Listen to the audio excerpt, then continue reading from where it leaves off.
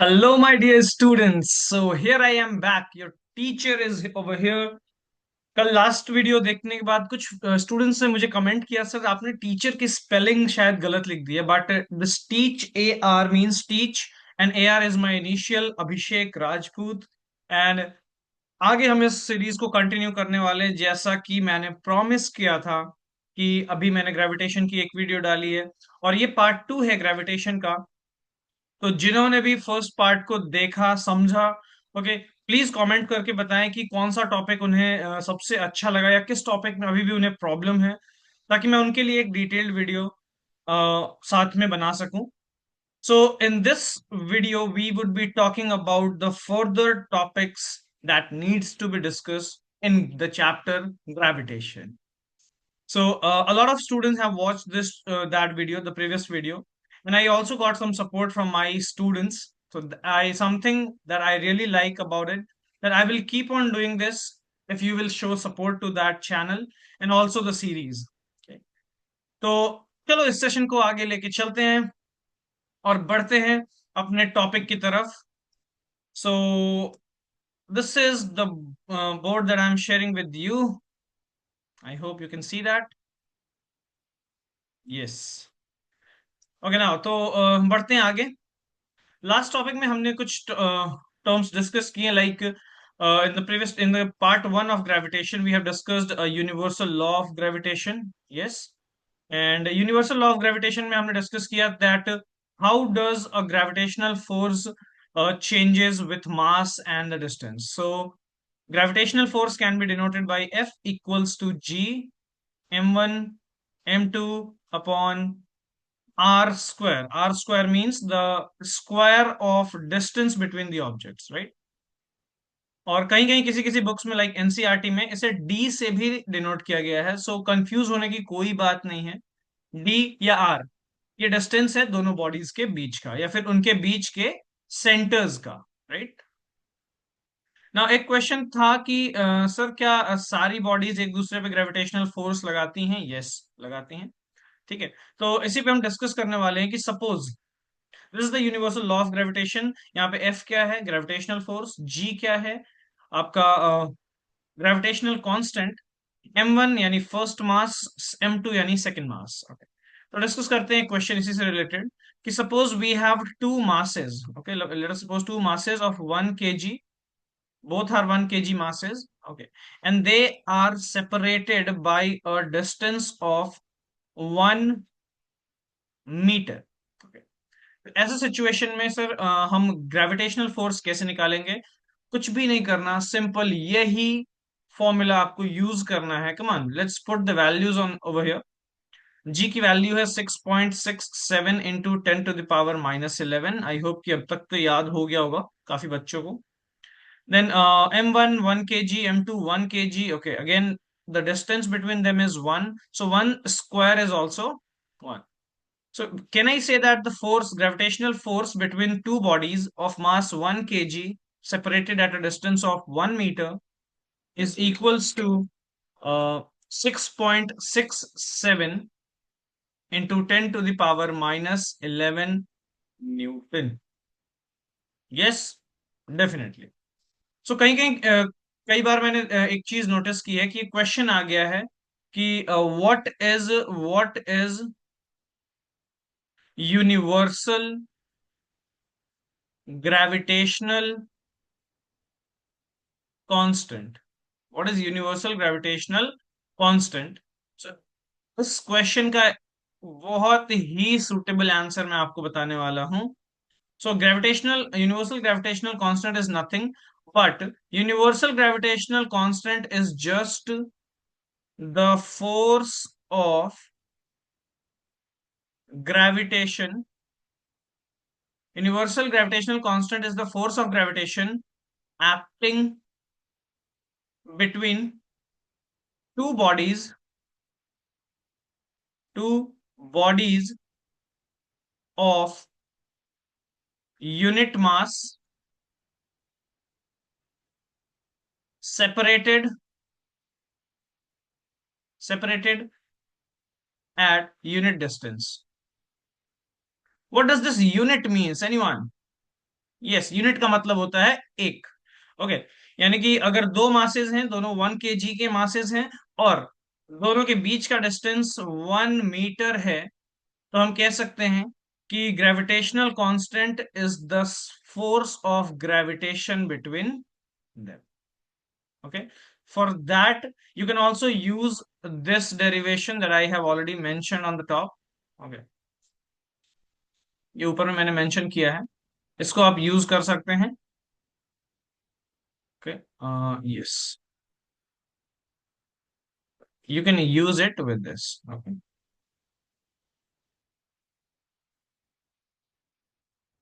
so बढ़ते हैं आगे, अगले टॉपिक की तरफ जो हमने डिस्कस किया था कल। ओके, सो जो टॉपिक हमने कल डिस्कस किए हैं वो ये हैं आपके सामने। यूनिवर्सल लॉ ऑफ ग्रेविटेशन, जिस पे हमने अभी डिस्कशन कर ली। Then importance of universal law of gravitation. The importance, you already know that it the law of gravitation holds our mass on the earth. It binds us to earth. Then it helps, it is responsible for the planetary motion of different planets around the sun. After that, you also know that moon revolves around the earth just because of this law of gravitation, or this law of gravitation defines its movement. Okay. Okay, चलो बात करते हैं एक बार circular motion की। जैसे कि हमें पता है कि मून हमारे अर्थ के चारों ओर घूमता है in a circular motion, right? So in that circular motion, suppose कि हम एक सर्कुलर मोशन का एग्जांपल ले लेते हैं। सपोज कि any student of mind have just tied a stone or a piece of mass with a string. Okay, and he is rotating like this.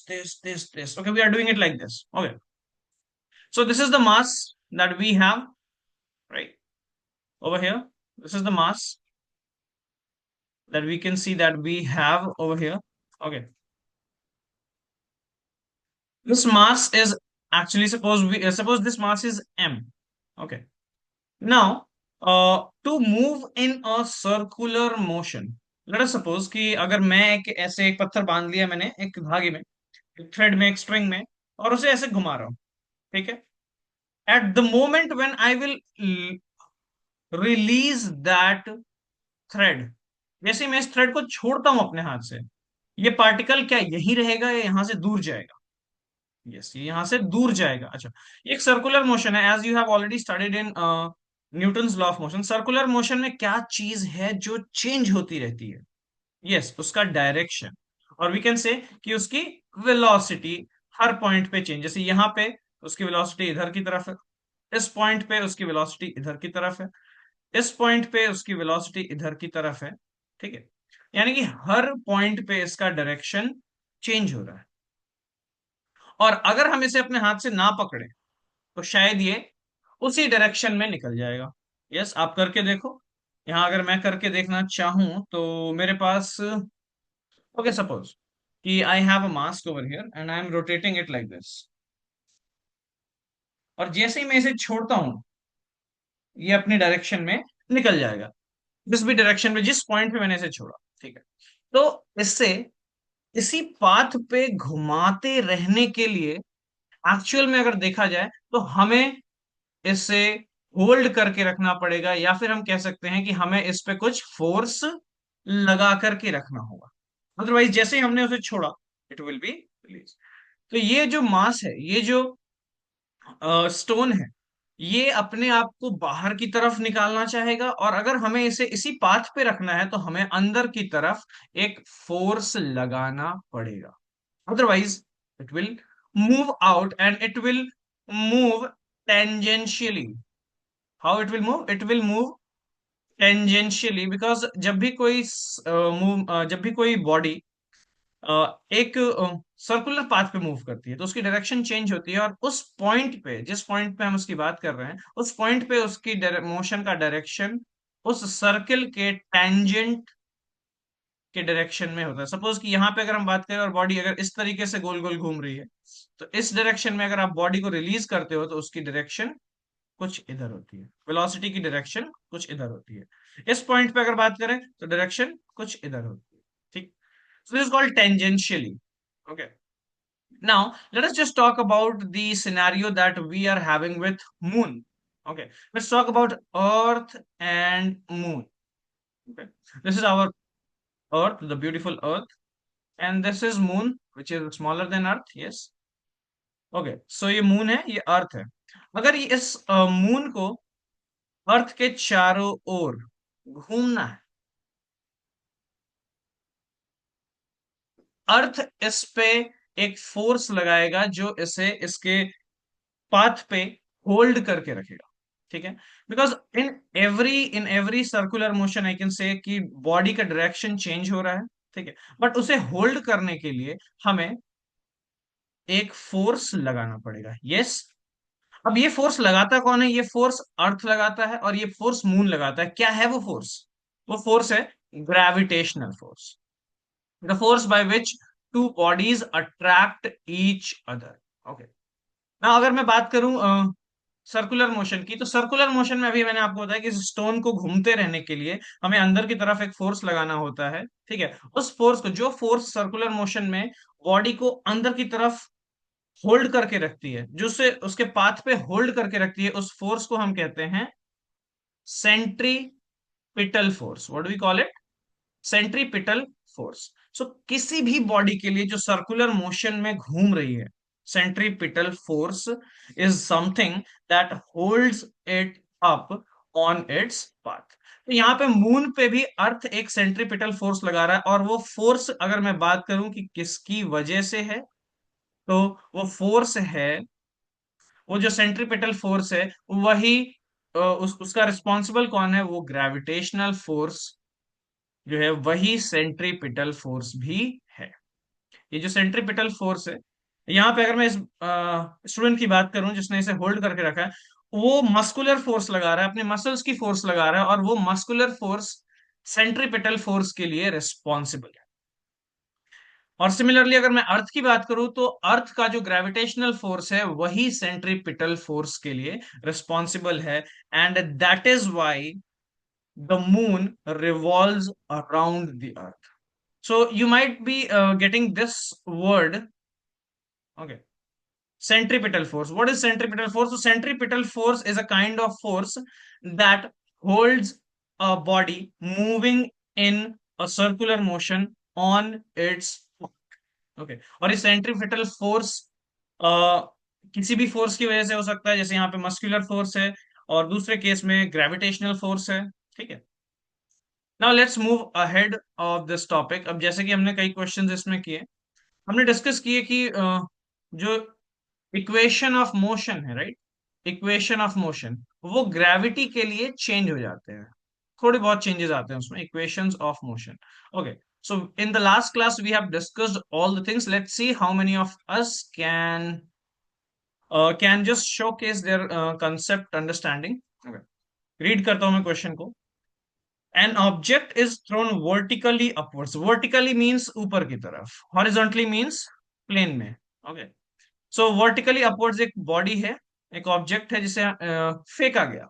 ठीक है, और सपोज कि ये बॉडी है, इसे फेंका गया ऊपर की तरफ, और ये कुछ टाइम के बाद 10 मीटर का डिस्टेंस ट्रेवल करती है, यानी कि 10 मीटर की हाइट पे ये जाकर के 10 मीटर की हाइट तक ये उठती है। ओके, हमें कैलकुलेट करना है, first thing that we have to calculate is calculate the velocity with which the object was thrown. जिस वेलोसिटी से इसे फेंका गया था, यानी उसकी इनिशियल वेलोसिटी। अच्छा, अब मैं आपके सामने एग्जांपल देता हूं। सपोज कि ये पेन है मेरा, अगर मैं इसे फेंकता हूं, तो ये एक हाइट तक, सॉरी, ये एक हाइट तक जाएगा, और फिर उसके बाद हम कह सकते हैं कि ये गिर जाएगा। ओके, जब ये एक हाइट तक जाएगा, तो अपनी मैक्सिमम हाइट पे पहुंचने के बाद ये एक माइक्रो सेकंड का या मिली सेकंड का के लिए ये यहाँ पे क्या हो जाएगा? रुक जाएगा, और उसके बाद फिर इसका डायरेक्शन ग्रेविटी की वजह से ये नीचे आना चालू हो जाएगा।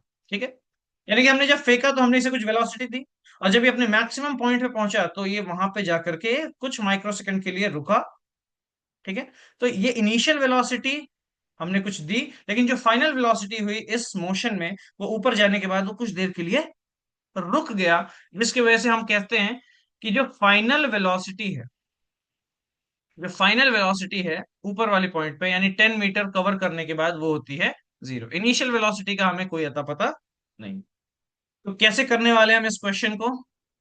ओके, तो हमारे पास क्या क्या गिवन है। अच्छा, लास्ट क्लास में हमने ये भी डिस्कस किया था कि जब भी कोई बॉडी ऊपर जाती है या ट्रेवल करती है या सरफेस पे होती है, तो अर्थ उसे अट्रैक्ट करता है, एक फोर्स लगाता है, और उस फोर्स की वजह से जो लगने वाला एक्सेलरेशन था, जैसे हम जी कहते हैं, स्मॉल जी, ओके, उसकी वैल्यू होती है 9.8।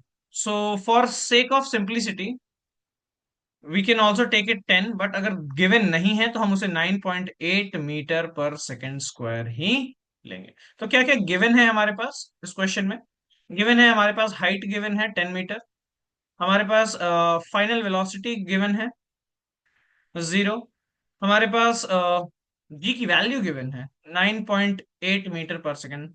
Now if I talk to you about that कि जी जो है, यानी जो एक्सेलरेशन ड्यू टू ग्रेविटी है, वो किस डायरेक्शन में वर्क करता है? तो वो हमेशा नीचे की डायरेक्शन में वर्क करता है, क्योंकि जब भी आप बॉडी को ऊपर भेजोगे तो ग्रेविटी हमेशा उसे नीचे बुलाती है। तो जो एक्सेलरेशन ड्यू टू ग्रेविटी है वो हमेशा नीचे की तरफ लगता है। डायरेक्शन का बहुत ध्यान रखना है हमें। तो चलिए, हमें निकालना क्या है अब ये डिस्कस करते हैं। पहले हमें निकालना है इनिशियल वेलोसिटी। तो कोई भी ऐसा एक इक्वेशन हम उठा लेंगे जिसमें कि हमें बाकी वैल्यूज पता हो। ठीक है, तो मेरे दिमाग में एक आया, वी स्क्वायर, जैसे कि तीन है हमारे पास। ओके, क्या है? v is equals to u plus g t, right. Third one, बस ए जी से रिप्लेस हो जाता है, एस एच से replace. Second one is h equals to u t plus half g t square. और third one is v square minus u square is equals to two g h. Now if you will compare all of them, I can only see one which have the given values. Third one, जिसमें कि हमें जी भी पता है, H भी पता है, we भी पता है, हमें सिर्फ यू निकालना है। तो थर्ड वन हमारे लिए सुटेबल रहने वाला है। Okay, let's do this. So v square minus u square is equals to 2gh. Come on, let's put the value of v square, that is 0. 0 square is also 0. Minus u square is equals to 2. g की value क्या? 9.8। Very good. अब देखना, body जो है वो ऊपर move कर रही है, बॉडी का मूवमेंट ऊपर है, और लगने वाली ग्रेविटी नीचे है। तो एक्सेलरेशन ड्यू टू ग्रेविटी नीचे है और बॉडी का मूवमेंट ऊपर है। क्या ये दोनों ऑपोजिट डायरेक्शन में है, मूवमेंट और ग्रेविटी? यस, हमने बॉडी को ऊपर फेंका था। ठीक है, तो हम जी की वैल्यू जो लेंगे वो नेगेटिव लेंगे। क्या लेंगे? नेगेटिव 9.8। ओके, अब यहाँ पे कहीं कहीं जी की वैल्यू अगर दे देती है कि जी को 10 मीटर पर सेकेंड स्क्वायर ले लो, तो हम वहां पे ले सकते हैं, not a big problem. Okay, चलो ले लेते हैं इसको, 10 ही ले लेते हैं ताकि थोड़ा इजियर कैलकुलेशन हो हमारा। ओके, सो जी की वैल्यू आ गई -10। -10 क्यों लिया, समझ में आया। हाइट की वैल्यू कितनी है? हाइट, कितने हाइट तक वो उठता है?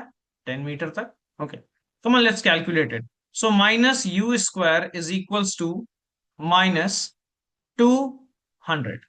समझ में आया यहां तक? अब एक चीज देखो, नेगेटिव से नेगेटिव कैंसिल होता है, and after that we will get u square equals to 200। अगर हम u को सिंप्लीफाई करें तो u is equals to under root 200। अब कुछ बच्चे यहीं पे आके रुक जाएंगे, तो मैं उनको बता दूं कि थोड़ा सा हमें आगे जाना होगा अगर फुल मार्क्स चाहिए, बिल्कुल डिडक्शन नहीं चाहिए। तो आप क्या इसको लिख सकते हो? 2 इंटू 100।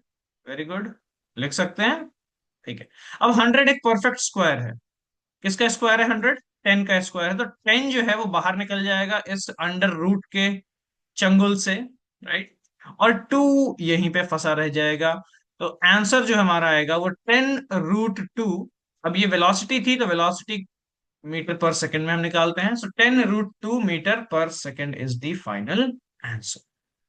सो आई होप कि ये क्वेश्चन समझ में आया। ये one of the important questions है जो कि आपके एनसीईआरटी में भी गिवन है। सो एनसीईआरटी का लेवल बहुत ही अच्छा है अगर आप एनसीईआरटी प्रेफर कर रहे हो। So definitely you should also do all the questions of the examples also, like insider questions. Okay, let us just move ahead. तो हम आगे बढ़ते हैं अपने टॉपिक की तरफ। तो देखते हैं अभी हमने क्या कवर करना है। यस, तो हमने फ्री फॉल भी कवर किया लास्ट टाइम कि if any body falls under the influence of gravity towards the surface of Earth, okay, that falling down और that movement is called free fall. Okay, then एक important discussion था mass और wait का, चलो इसको discuss करते हैं पहले। Yes, okay, so what do you think about mass and weight? हमने मास के बारे में बहुत डिस्कस किया जब हम second law of motion, third law of motion, और जितने बार भी हमने बॉडी के पे फोर्स के बारे में डिस्कस किया, तो हमने बात किया था कि force is equals to mass into acceleration, right?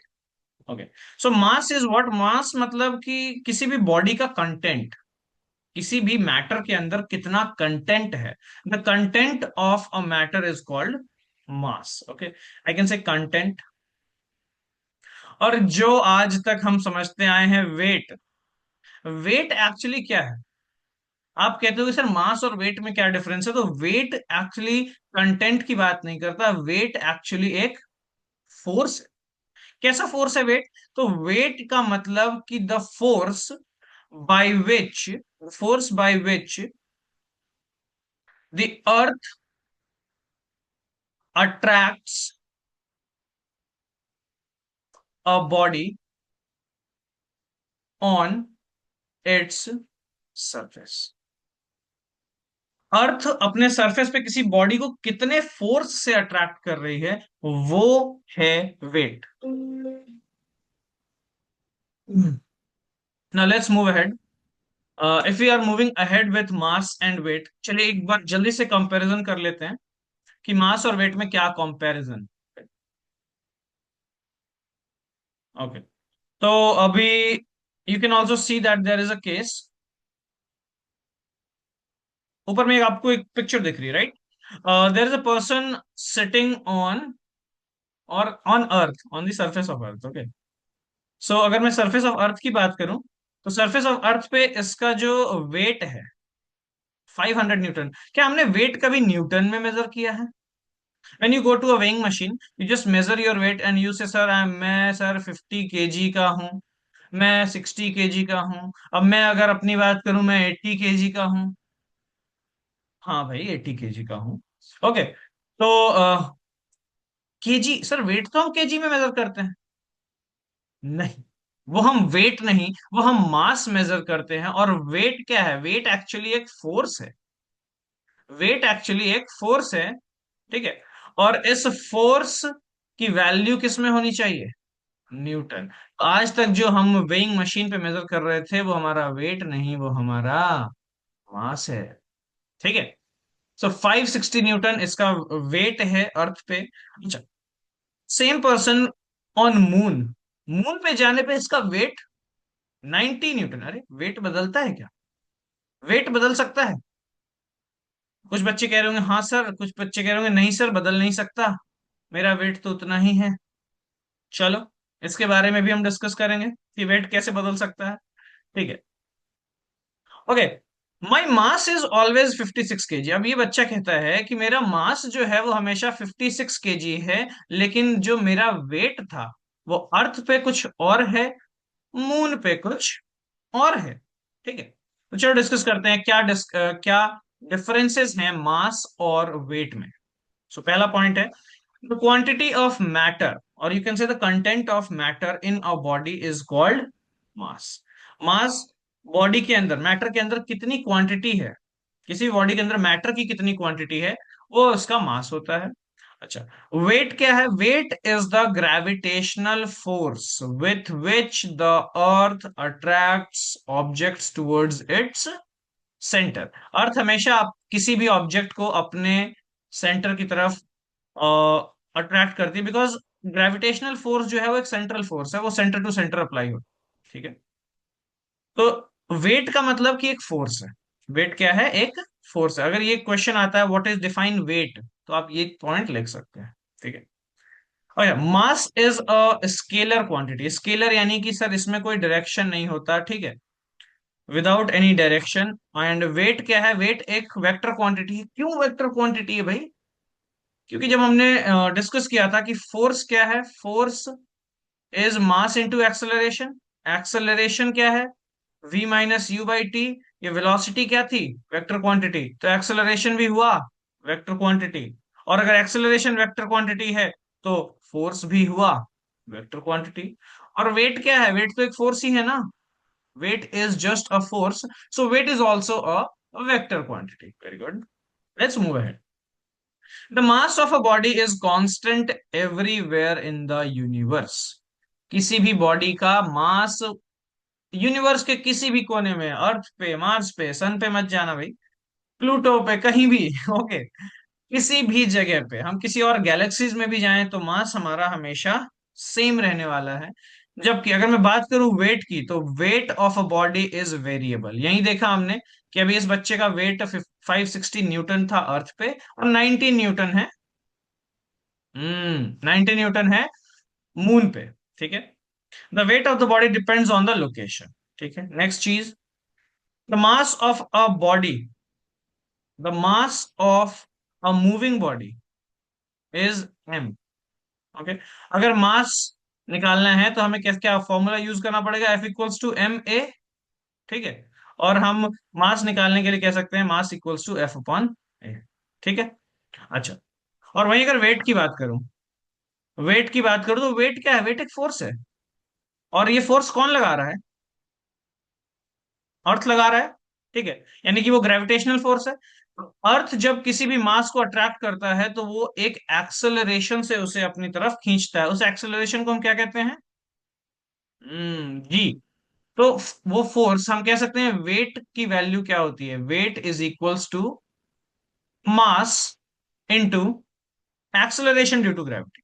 ठीक है, तो सपोज कि अब हम सरफेस पे, अर्थ के सरफेस पे एक बॉडी है जिसका मास है 20 kg, और जी की वैल्यू हमें पता है, let's for simplicity take it 10 metre per second square. Can you just tell me the weight of this body.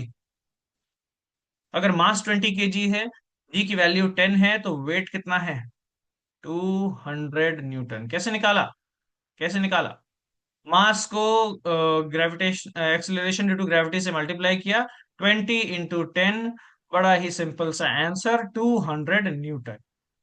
तो वेट की जो यूनिट है वो क्या है, because weight is a force, तो वेट की यूनिट क्या है, न्यूटन है। वहीं अगर मास की बात करूं तो मास का यूनिट केजी है।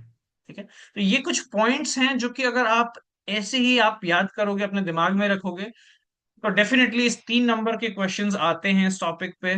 ठीक है, और कहीं नहीं गया वो 3 मार्क्स आपके कहीं नहीं गए अगर आप ऐसे उस चीजों को एक्सप्लेन करते हो पॉइंट बाय पॉइंट।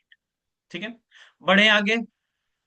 तो वेट के बारे में हमने डिस्कस किया, बट वेट क्या है, वेट एक तरीके का फोर्स है जो अर्थ लगाती है किसी भी बॉडी पे। चलो, अभी हम बात करेंगे जी की वैल्यू कैसे निकालते हैं। ठीक है, तो अगर मैं बात करूं किसी भी ऑब्जेक्ट की, ये सपोज कि कोई स्टूडेंट है, कोई बच्चा है, कोई भी इंसान है जो कि अर्थ के सरफेस पे खड़ा है। ठीक है, अच्छा, अब साइड में आप देखो 2-3 और लोग खड़े हैं। यस, क्या कहोगे आप कि ये लटक रहे हैं अर्थ पे, नहीं। अगर आप, अगर हम बात करें कि इंडिया का मैप, अगर हम यहाँ हैं कहीं, ठीक है, तो क्या हम ऐसे खड़े हैं अर्थ पे, सर हम गिर क्यों नहीं रहे। Basically it's all about our relative position.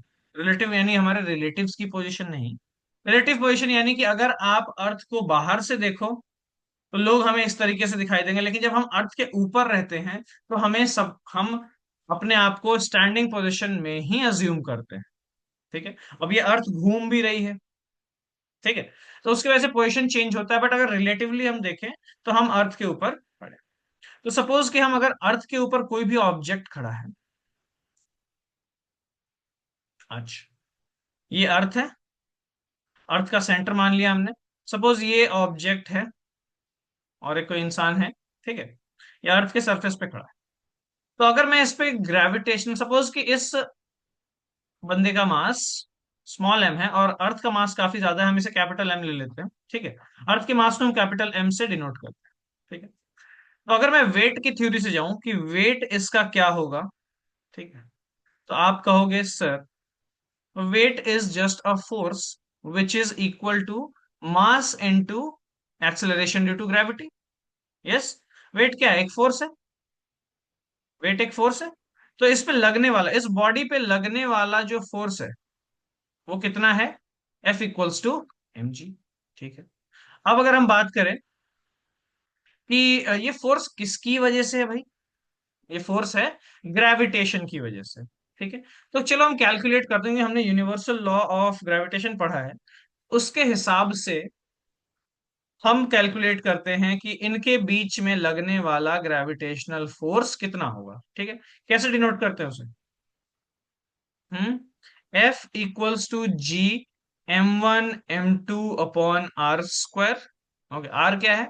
Distance between their centre. तो मान लेता हूं कि मैं ये ऑब्जेक्ट, ये इंसान है, इसका सेंटर कुछ यहाँ है। ठीक है, बीच में हमारा सेंटर हमारे बॉडी के बीच में ही रहेगा। ठीक है। और वहां से लेकर के हम अर्थ के सेंटर की डिस्टेंस को कैलकुलेट करते हैं। तो मैं मानता हूं कि अर्थ जो है इसका रेडियस कुछ कैपिटल आर है। अगर आपको मैं बताऊं कि कैपिटल अर्थ का रेडियस कितना होता है, चलो एक बार गेस करके देखो। ठीक है। पहले मास को डिस्कस करते हैं कि अर्थ का मास कितना होता है। लास्ट टाइम मैंने आपको बताया भी था। ठीक है। और अर्थ का रेडियस जल्दी से मुझे कमेंट बॉक्स में बताओ, जो लोग भी देख रहे हैं। ठीक है, जल्दी से। ओके, तो अगर मैं बात करूं दोनों बॉडीज की, तो एक स्मॉल एम मास का है, एक कैपिटल एम मास का है। स्मॉल एम यानी वो पर्सन, और या फिर ऑब्जेक्ट के, कैपिटल एम यानी कि अर्थ का मास, और बीच का डिस्टेंस। मैं मानता हूं कि इस बॉडी का, सपोज कि ये बंदा कुछ हाइट का है, तो इसका जो सेंटर ऑफ मास होगा, यानी कि इसका जो सेंटर होगा, वो मैंने मान लिया एक्स।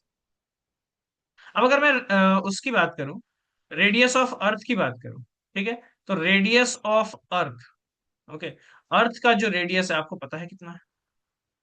यस, अर्थ का रेडियस बहुत ज्यादा है भाई इस एक्स डिस्टेंस के कंपैरिजन में। ओके, अर्थ का रेडियस है 6400 किलोमीटर।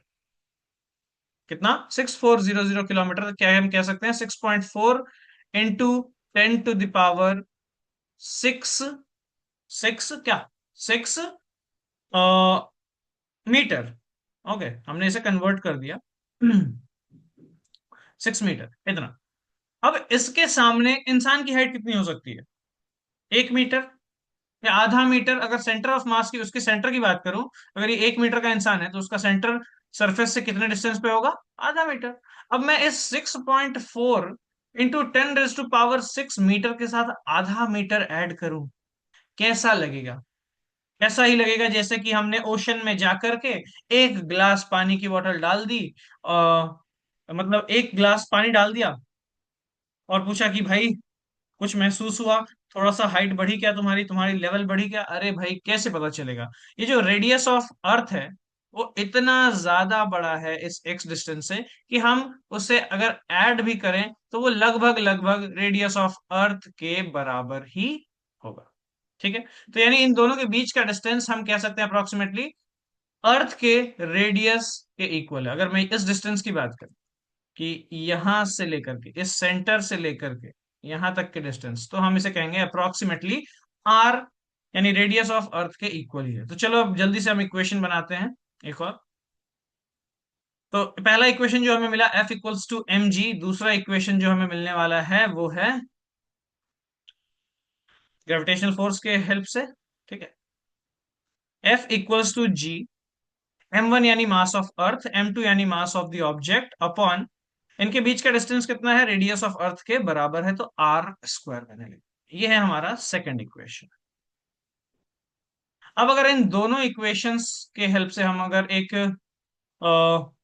एक्सप्रेशन बनाने की कोशिश करें, तो from 1 and 2 what we will get F की वैल्यू m इंटू जी भी है, और एफ की वैल्यू g mm/r² है। तो क्या मैं कह सकता हूं कि m into g is equals to g m m/r², क्योंकि दोनों भाई फोर्स की वैल्यू है।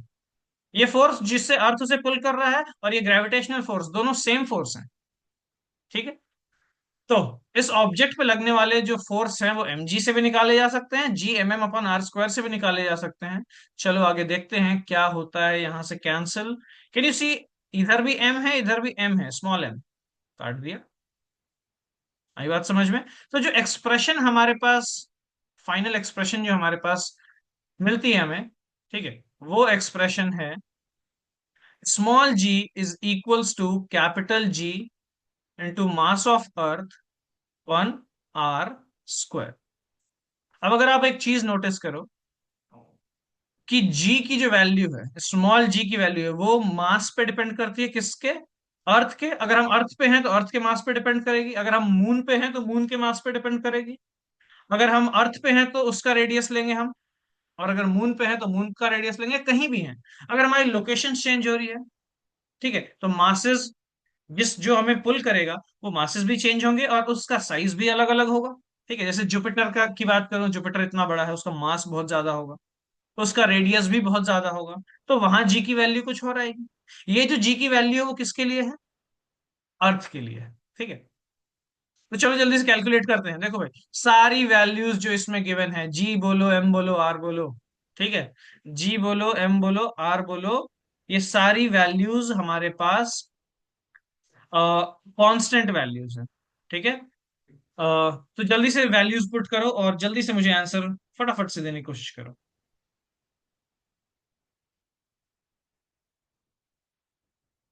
Very good, very good. तो अब जैसे कि आपको पता है कि 6 × 10⁻24 kg का ये भारी, ये अर्थ है हमारा। जी की वैल्यू 6.67 × 10⁻11। कैलकुलेशन में बहुत ही अच्छे से हमें करना है, गलती की कोई गुंजाइश नहीं है यहाँ पे। 6 × 10⁻24 डिवाइडेड बाई, रेडियस कितना है भाई? 6.4 × 10⁻6, इसका स्क्वायर कर लेंगे, और सब कुछ सिंप्लीफाई करने के बाद जो हमारे पास एक्सप्रेशन आएगा, वो है कि जी की value 9.8 metre per second square के इक्वल आती है। कहां पे? तो ये अर्थ के सरफेस पे। ठीक है, अगर अर्थ के सरफेस पे, अब ध्यान देना, अगर हम किसी और ऑब्जेक्ट के सरफेस पे जाएंगे तो वहां पे चीजें चेंज होने वाली है, डेफिनेटली। ओके, इसीलिए, और वेट, वेट क्या होता है भाई? कोई बताएगा वेट को? जल्दी से, जल्दी से। वेट का मतलब mass into acceleration due to gravity. अब ये अर्थ पे है तो हम जी की वैल्यू 9.8 लेते हैं, मून पे होगी तो जी की वैल्यू कुछ और आती होगी, जुपिटर पे है तो कहीं कुछ और आती होगी, मार्स पे कुछ और आती होगी। इसीलिए वेट जो है वो चेंज करता है। क्यों? क्योंकि weight acceleration due to gravity पे डिपेंड करता है, और acceleration due to gravity keeps on changing. आई बात समझ में? अलग अलग सरफेस के लिए, अलग अलग लोकेशन के लिए जी की वैल्यू अलग होती है। ठीक है, बड़े आगे समझ में आया क्या ये? जल्दी से इस डेरिवेशन को भी नोट डाउन कर लो, सो दैट कि आपको आगे ऐसी कोई प्रॉब्लम्स ना फेस करनी पड़े। ठीक है, सो दोनों एक दो और अब चाहो तो इसे बना भी सकते हैं, ये डायग्राम बना सकते हैं आप। Okay, let's move ahead. अच्छा, अब हम टॉपिक जो डिस्कस करने वाले हैं, यही डिस्कस करने वाले हैं कि जी की वैल्यू चेंज होती है तो कैसे चेंज होती है। अब अगर मैं अर्थ की बात करूं, ठीक है, तो अभी मैं आपको बता रहा हूं कि एक फ्रेंड है हमारे, ठीक है, जो कि काफी ट्रैवल करने के शौकीन। ट्रैवल करते हुए वो कहाँ गए? अर्थ के नॉर्थ पोल पे, यानी कि वहां पे आप देखोगे कुछ इफेक्ट्स होते हैं, ऑरोरा। ठीक है, उसमें लाइट्स, बहुत शाइनिंग लाइट्स होती है वहां पे। दिन होने में 6 महीने लग जाते हैं, 6 6 महीने की रातें होती हैं। ठीक है, तो नॉर्थ पोल पे ट्रेवल करने का, स्वीडन, फिनलैंड, ये सब कंट्रीज हैं। ठीक है, तो वहां पे उन्होंने वेइंग मशीन यूज किया, वेइंग मशीन यूज किया, और बोला कि भैया मेरा वेट जो है, मेरा जो वेट है वो यहाँ पे जब मैंने मेजर किया तो यहाँ कुछ और आ रहा था, और जब मैं अपने इंडिया घर आ गया इधर, ठीक है, तो यहाँ पे जब मेजर किया तो ये यहाँ पे कुछ और आ रहा था। अच्छा, यानी वेट का चेंज होता है क्या अर्थ पे भी? अब अगर मैं बात करूं अर्थ के सरफेस की, तो अर्थ का सरफेस कैसा दिख रहा है आपको? क्या ये रियल अर्थ है? आज तक हमने क्या ही समझा कि अर्थ तो सर गोल होती है, धरती गोल है, लेकिन एक्चुअल में जो अर्थ का सरफेस है वो जियोइड शेप का है। किस शेप का है? Geoid shape. जियोइड यानी कि अगर मैं किसी गोल सी चीज को ऊपर से ऐसे प्रेस करूं तो बीच से थोड़ा सा एक्सपैंड हो जाएगा। ओके, तो ये है जियोइड शेप जो आप देख रहे हो अपने सामने। ठीक है, अब अगर आप बात करो एक ऑब्जेक्ट की जो यहाँ पे है और एक ऑब्जेक्ट की जो यहाँ पे है। ठीक है, तो अगर मैं बात करूं कि यहाँ पे लगने वाला जो acceleration due to gravity, gravity का एक्सेलरेशन वो क्या होता है? जी, अभी जस्ट हमने डिस्कस किया, G m/r²। अच्छा, आप चाहे यहां पे रहो, चाहे आप इक्वेटर पे रहो, चाहे आप पोल्स पे रहो, जो अर्थ का मास है वो तो सेम रहने वाला है। अच्छा, लेकिन अगर अब आप नोटिस करो दैट इन अ जियोइड, अगर मैं इसे सेंटर मान लूं तो सेंटर से यहां तक की डिस्टेंस, और ये हो गया कि रेडियस पोल के लिए, और ये डिस्टेंस रेडियस इक्वेटर के लिए, क्या है आपको थोड़ा वेरिएशन दिख रहा है? दिख रहा है? कौन सा ज्यादा लग रहा है? अर्थ पे इक्वेटर की रेडियस अगर हम मेजर करें तो इक्वेटर की रेडियस पोल्स के रेडियस से ज्यादा है। बिल्कुल सही, इक्वेटर की रेडियस पोल्स के रेडियस से ज्यादा है। ओके, तो अब देखो, अगर डिस्टेंस बढ़ेगा, अब इस बॉडी का सेंटर और इस अर्थ का सेंटर, इनके बीच का अगर डिस्टेंस बढ़ेगा, आप बताओ डिस्टेंस को अगर मैं बढ़ाऊं तो ग्रेविटेशनल फोर्स क्या होती है? कम होने लगती है। और डिस्टेंस को अगर मैं कम करूं तो ग्रेविटेशनल फोर्स बढ़ने लगती है। यस, अभी हमने स्टार्टिंग में पढ़ा था यूनिवर्सल लॉ ऑफ ग्रेविटेशन में। ठीक है, अब यहां पे देख लो, जो स्मॉल जी की वैल्यू है वो डिपेंड करेगी किस पे? रेडियस पे।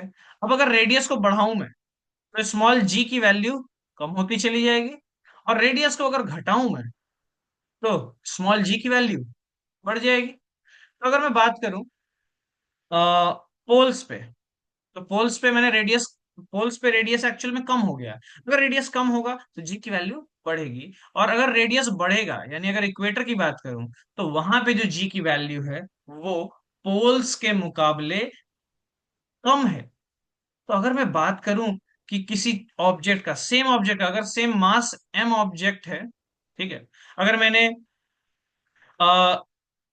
कुछ एम के जी पोटैटो खरीदा पोल्स पे, और सेम उतना ही पोटैटो मैंने खरीदा कहाँ? हाँ भाई, पोटैटो, आलू, आलू खरीदा कहाँ पे? इक्वेटर पे। तो अगर मैं इसका वेट करूंगा पोल पे, तो पोल पे जो वेट आएगा, पोल पे वेट आएगा, वेट क्या होता है भाई? वेट यानी mass into gravity, mass into acceleration due to gravity. अब वहां पे ग्रेविटी, ग्रेविटी का एक्सेलरेशन ज्यादा है।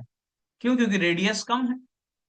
तो जो वहां पे जो वेट आने वाला है और जो इक्वेटर पे जो वेट आने वाला है उसमें डिफरेंस आने वाला है। कैसा डिफरेंस आएगा? पोल्स पे कोई भी चीज भारी होती है, और अगर वही चीज का हम वेट करें, उसी चीज का हम वेट लें इक्वेटर पे, तो वही सेम चीज का वेट हमें कम मिलता है। ठीक है, और ऐसा क्यों है? Due to variation, variation in radius of earth on on poles and and equator. Poles और इक्वेटर पे जो रेडियस का वेरिएशन है उसी की वजह से ये सारी चीजें होती हैं। ठीक है, अब ऐसा एक क्वेश्चन हमें एनसीईआरटी में देखने को मिलता है। देखो भाई, अमित आ गया, Amit buys few grams of gold at the poles as per the instruction. I just want you guys to just read this question. Okay.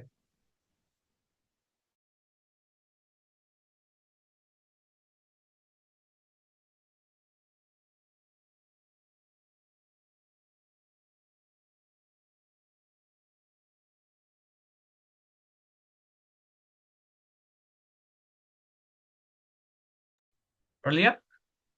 देखो, इन्होंने खरीदा पोल, पोल पे कुछ गोल्ड खरीदा, सपोज कि एम मास का गोल्ड खरीदा इन्होंने। ठीक है, और अभी ये अपने फ्रेंड के पास लेके आए सेम मास में, मास तो कहीं बदलता नहीं।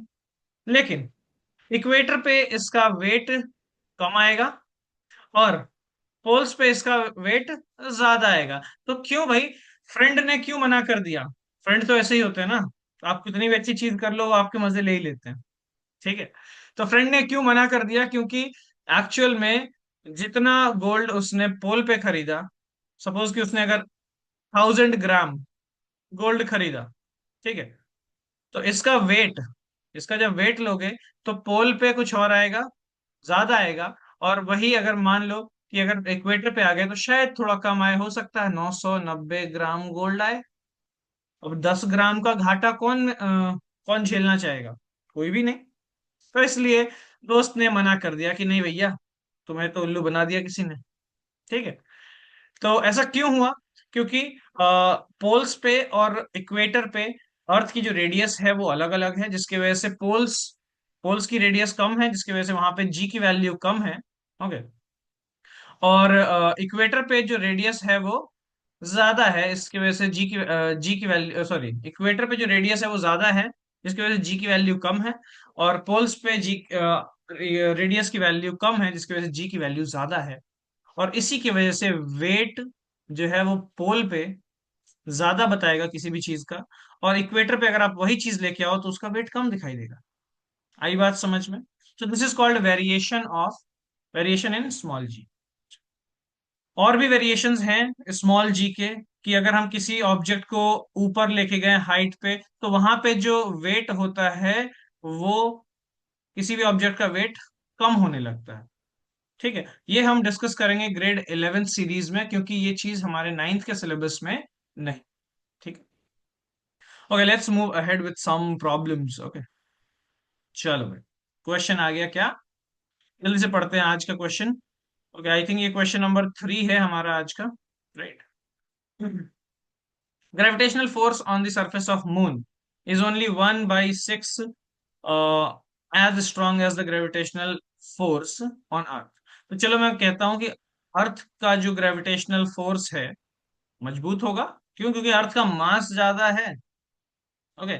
और अर्थ का रेडियस ज्यादा है। ठीक है। जिसकी वजह से जो ग्रेविटेशनल फोर्स लगने वाला है, अर्थ किसी भी चीज को ज्यादा फोर्स से पुल करेगा। और वहीं अगर मैं मून की बात करूं तो मून का मास कम है, मून की रेडियस कम है। ठीक है। मून का साइज कम है, तो मून जो है वो किसी भी ऑब्जेक्ट को कम फोर्स से पुल करेगा। अब इस क्वेश्चन में दिया हुआ है कि the gravitational force on the surface of moon is only 1/6 as strong as gravitational force on earth. यानी मून पे जो लगने वाला ग्रेविटेशनल फोर्स है वो अर्थ पे लगने वाले ग्रेविटेशनल फोर्स का 1/6 है। क्या मैं ये कह सकता हूं? तो this is something that I have been given in this question. Okay. What is the weight in newtons of 10 kg object on uh, on the moon and on the earth? ठीक है। तो अगर मैं बात करूं कि फोर्स ऑफ ग्रेविटी ऑन अर्थ, अब मैं अर्थ पे तो तुरंत निकाल दूंगा वेट। क्या निकालना है मुझे? Weight of an object, wait of object, क्या ऑब्जेक्ट का मास है?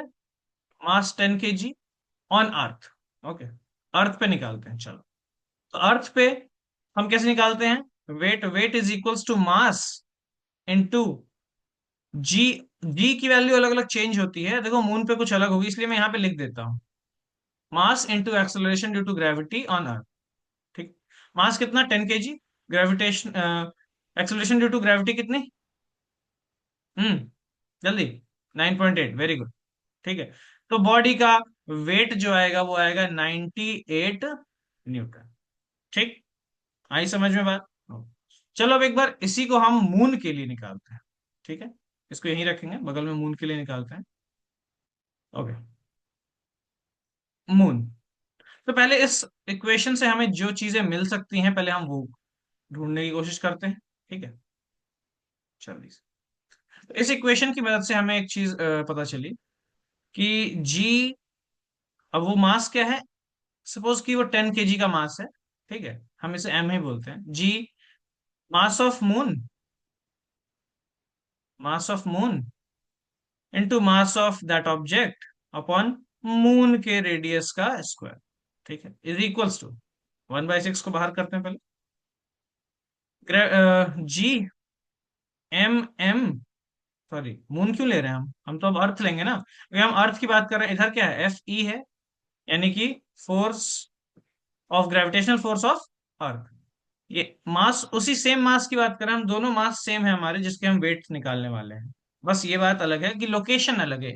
सेम मास का वेट हम अर्थ पे निकालेंगे, सेम मास का वेट हम मून पे निकालेंगे। चलो, तो देखो, रेडियस भी लेंगे अर्थ का ही। ठीक है, चलो। अब एक चीज हमने नोटिस की क्या, हमने अभी पढ़ा था थोड़ी देर पहले कि g, small g is equals to capital G plus mass of the body upon radius of, square of the radius of the body. तो ये देखो, अब यहाँ पे अगर इसी चीज को हम थोड़ा सा सॉर्ट आउट कर लें, तो ये क्या है, G M M upon are square. किसका है ये, मून का। यानी कि ये किसकी वैल्यू देगा हमें, स्मॉल जी, स्मॉल जी की, किस, कौन सा स्मॉल जी, जो मून पे है। ठीक है, जो मून पे है। अच्छा, और 1/6, अब इधर भी सिंप्लीफाई करते हैं भाई, ये किसकी वैल्यू दे रहा है, अर्थ की बात हो रही है। यानी ये हमें acceleration due to gravity on earth की वैल्यू दे रहा है, और एम भी है साथ में। ठीक है, यानी कि ये एम जी क्या हुआ, एम जी का मतलब हमें पता है कि वेट का मतलब होता है एम जी। अब जी चाहे जिस भी सरफेस का हो, अब मून पे जो वेट होगा वो हम निकालेंगे कैसे, एम जी, जी कौन सा, मून वाला। तो ये एम जी क्या है, ये ये एम जी जो है ये weight of the body at moon है। ये मून पे उस बॉडी का वेट है, कितना है भाई वेट मून पे, निकालते हैं अभी। इज इक्वल्स टू 1/6 इंटू, ये एम जी ई क्या है, अभी जस्ट निकाला है हमने, इधर देखेंगे, weight of object on earth, earth पे उसका वेट। अच्छा, अर्थ पे हमें वेट पता है क्या, अर्थ पे वेट पता है, बिल्कुल पता है। तो चलो निकालते हैं, weight of object on moon is equals to 1/6 into 98। जल्दी से बताएंगे, जल्दी से। तो क्या आएगा वेट, 6 1 जा 6, 3 बचा हमारा, 38, 6 6 जा 36, ओके, 20 एंड 3, 16.33 न्यूटन।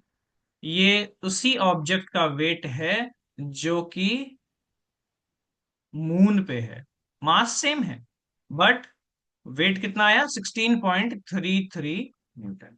तो आई होप कि ये क्वेश्चन सभी को समझ में आया। ओके, कि अगर ग्रेविटेशनल फोर्स अलग अलग है दोनों सरफेसेस पे, तो वहां पे आने वाला वेट भी अलग होगा। वेट क्यों अलग है, क्योंकि जी की वैल्यूज अलग हैं, और जी की वैल्यू किस पे डिपेंड करती हैं, तो जिस भी सरफेस पे हैं हम, ये क्वेश्चन आता है कि जी की वैल्यू किस पे डिपेंड करती है, तो जिस भी सरफेस पे हैं हम, उस सरफेस का मास क्या है और उस सरफेस का रेडियस क्या है, इस पे डिपेंड करती है। अगर कोई एक प्लैनेट हो जो कि सेम मास का हो अर्थ के, और सेम साइज का भी हो, तो वहां पे जी की वैल्यू सेम आएगी।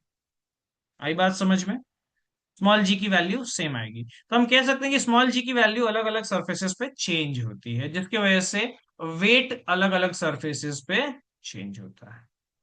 तो आई होप कि इस सेशन में सारी चीजें हमें समझ में आई। तो एक बार समरी लेते हैं सेशन का, क्या क्या हमने डिस्कस किया। इसमें हमने डिस्कस किया कि मास और वेट में क्या डिफरेंस है।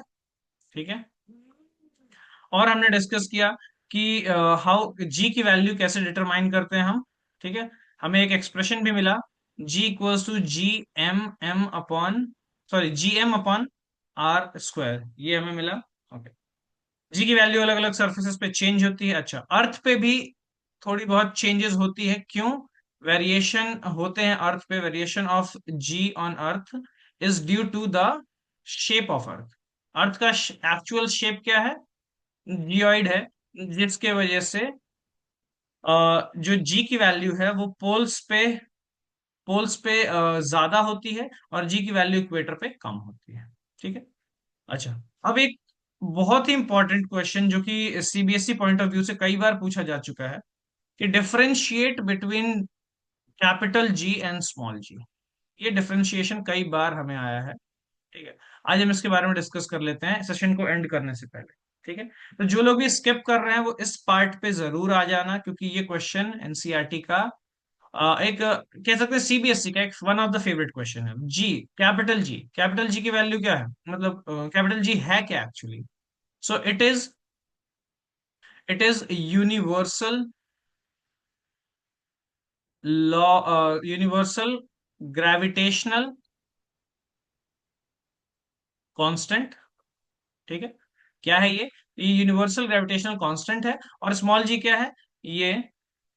It is acceleration due to gravity. ये ग्रेविटी की वजह से होने वाला एक्सिलरेशन। ठीक है, अच्छा। अगर मैं बात करूं इसकी, तो इसकी वैल्यू फिक्स है। इट इज फिक्स क्यों है? क्योंकि ये कांस्टेंट है।